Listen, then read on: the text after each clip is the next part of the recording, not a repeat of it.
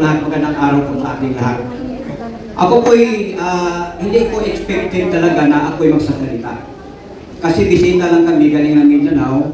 Ako po isang kandidato bilang mayor, candidate ng PDP Laban sa bayan ng Placer, Surigao del Norte. Tatlo po kami.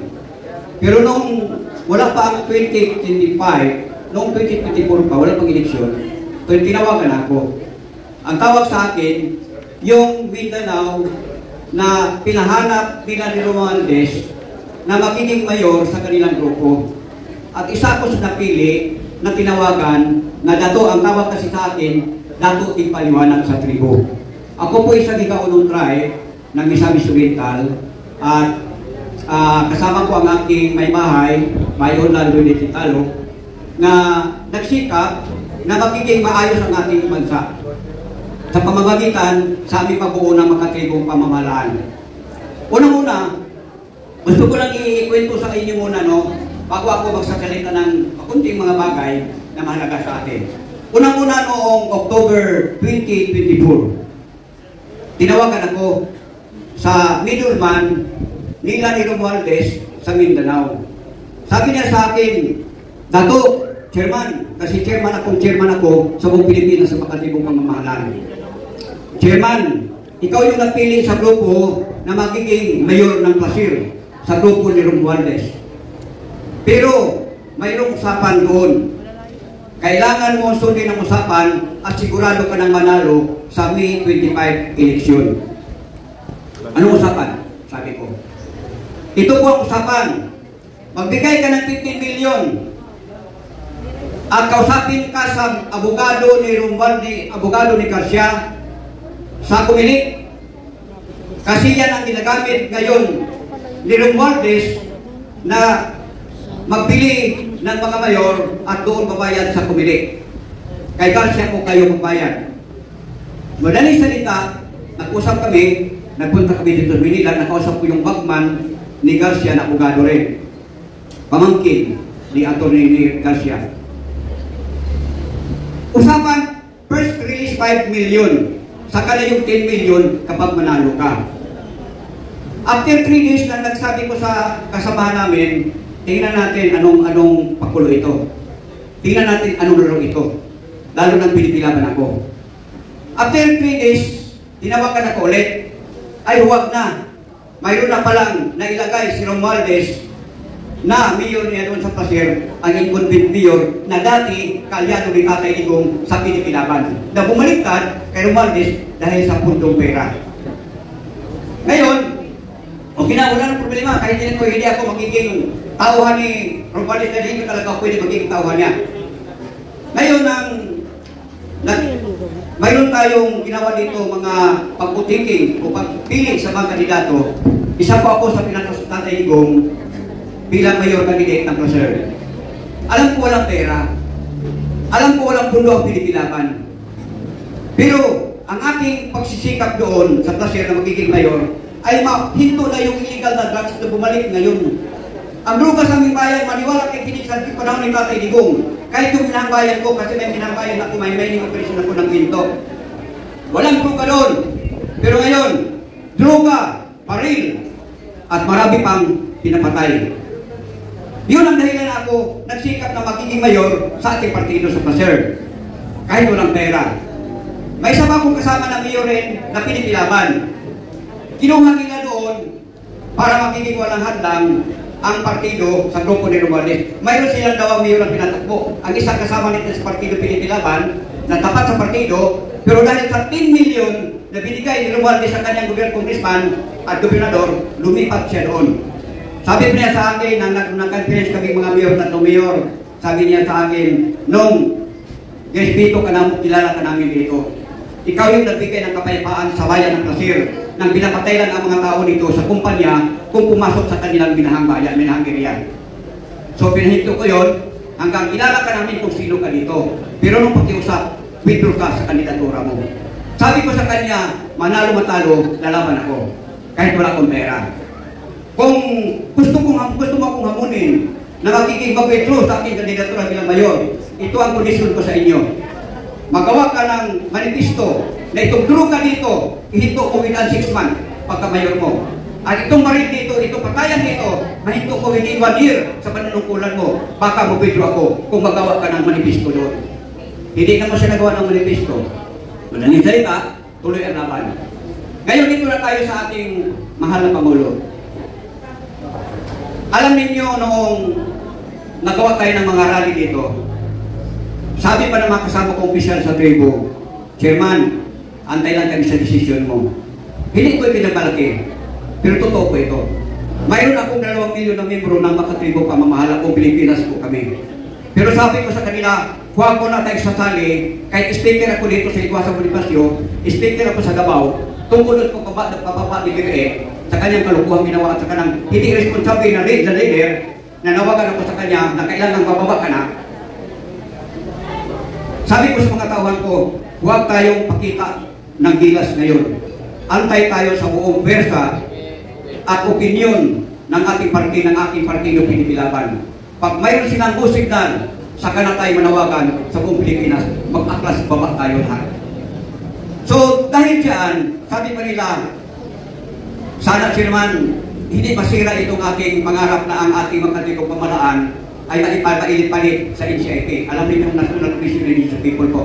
Yun ang aming pinaglaban ngayon, na mahinto po yun dahil yun ang ginagamit ngayon sa Administrator Marcos. Na ang lahat magkatutubo, ginagamit niya at kinokontrol hanggang walang tibo ang mga katutubo na sunod-sunuro na lang sa kanilang mga kandidato o mga leader sa mga lugar. Buong Pilipinas po yun. Ngayon, nang nangyari ang ating mahal na Pangulo, sabi ko sa kanila, basta ang ating puso, solido lang tayo, didiis tayo. Hindi tayo didiis na, sabi nila didiis na mamatay tao. Ang didiis kasi sa Davao, ang dalaw ko yun. Mayroong Davao Death Squad, mayroong Duterte diehard supporters. So doon tayo sa pangalawa. Didiis tayo na hindi mamamatay tao. Ngayon, na nag-meeting kami ni VP Sara, sabi ko sa kanya, mahal na Vice Presidente, pagsikapan mo na itong mga sigong pamalaan ay mabuo ito at mabigyan ito ng legacy para mayroon tayong pangbago na katuwang mo na ang NPA, mawala na yan ang NPA. Bakit? Sino bang ginagamit ng NPA? Kami ang katutubo. Nasa bundok ang NPA. Sa bundok yung mga terorista. Sabi ko sa Kalsabala Vice Presidente, itong aming binubuo ngayon na makatibong pamahalaan, ito ang katuwang sa ating pamahalaan mula pa kay Presidente Duterte hanggang kay Bibi Sara. Sabi ko sa kanila, ito ang katuwang sa ating pamahalaan na ang Pilipino ay makamit ng tunay na kapayapaan at mabilis na kaunlaran. Alam ninyo, hindi naman ako ambisyoso talaga. Mayroon lang akong prinsipyo, lalo na itong pagsumpo sa illegal na droga, korupsyon, at yung insurgency. Yung 3 bagay ang mahalaga sa akin.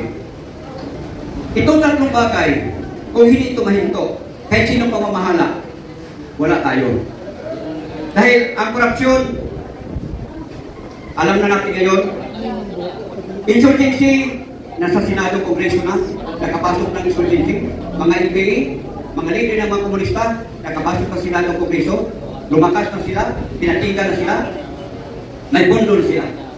Habang noong panahon, hingi lang yan ng isang kilong bigas. Hingi lang ng isang kilong bigas sa bawat barangay o bawat pamilya. Pero ngayon, hindi sila magiging bigas. Sila na magsupply sa kanilang mga membro. So, noong natapos ang ating mahal na Pangulo sa kanyang administrasyon, nang nag-file si Senator Bato ng presidential, sabi ko, wow, maganda to.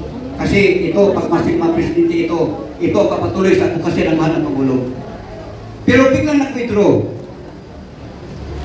Tawag ko doon sa Davao. Punta kami sa Davao, tapos ko sa opisina ni VP Sara, ni Inday Sara, mayor pa siya noon. Sabi ko, ma'am, ano nang desisyon ni Inday Sara? Kasi kami sa aming grupo, nagawa na kami ng buong Pilipinas sa tarpaulin na Run Sara Run.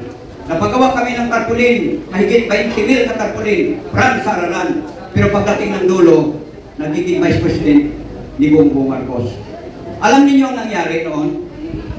Nang nagsabi ang Davao City Office na si VP Sara ay hindi tumakbo ng mayor, naglakas loob ako. Tumakbo dito sa Maynila, nagbayad pa ako ng kandidatura bilang presidente sa Pilipinas para ako magpapatuloy sa advokasya ng mahal na Pangulo. naglakas loob ako. Ang ating abogado dito sa atong nakontakto, anak ng ating abogado dito sa Pilipinaban. Ngayon, nasa 11 na ako, ang pangalan ko ay nasa 11 na. Sabi ko, makasali lang ako sa magiging kandidato, makarali lang ako. Ang aking inaantay, kung makapasok ako doon, debate lang. Sa debate lang ako, kahit hindi ko magrali. Maghabalay kung magkano sa mga bayan magrali. Debate lang ako dahil ang taong bayan, focus doon sa debate.